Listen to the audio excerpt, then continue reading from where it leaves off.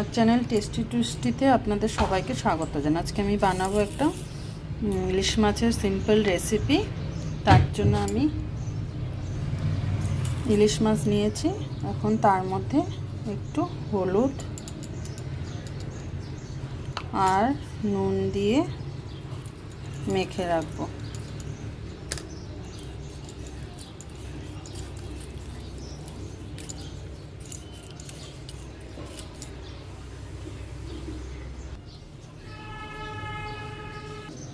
এখন আমি কিছু গুঁড়ো মশলা জলের মধ্যে গুলে নিব। তার জন্য আমি নিচ্ছি হলুদ গুঁড়ো,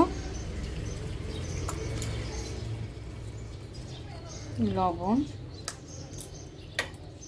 লঙ্কার গুঁড়ো আর একটু জিরে গুঁড়ো। এটাকে আমি সামান্য একটু জল দিয়ে গুলে রাখবো।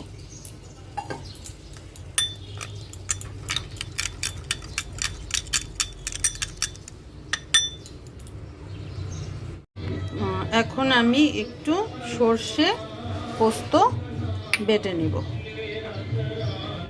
এখন কড়াতে আমি তেল দিব, সর্ষের তেল দিয়ে করব এটাকে।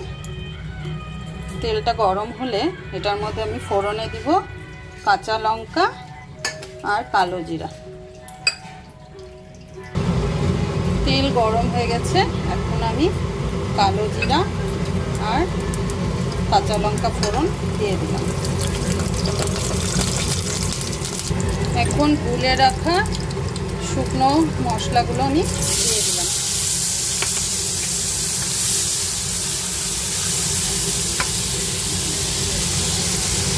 এখন মাছগুলো দিয়ে দিব।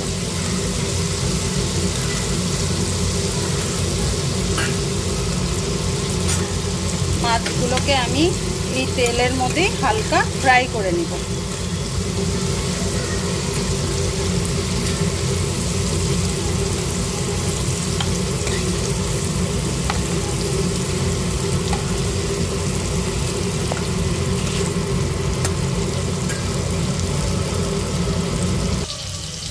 বন্ধুরা, হালকা একটু ভাজতে হবে, বেশি না। আমি আরেকবার উল্টে পাল্টে দিয়েছিলাম। এখন আমি সর্ষে গুলা জলটা দিয়ে দিই।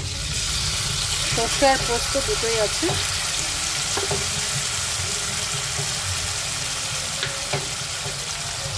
একটু জল দিয়ে দিব।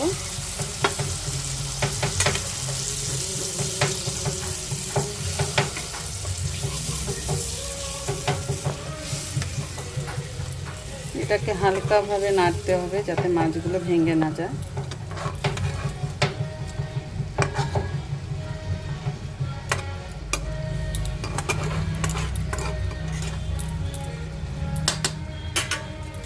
উপর থেকে এখন কাঁচা লঙ্কা দিয়ে দিব। এখন ভালোভাবে ফুটতে দিব। ঝোল ফুটে গেছে আর মাছটা তো সিদ্ধ হয়ে গেছে। সামান্য একটু সর্ষের তেল দিয়ে দিব।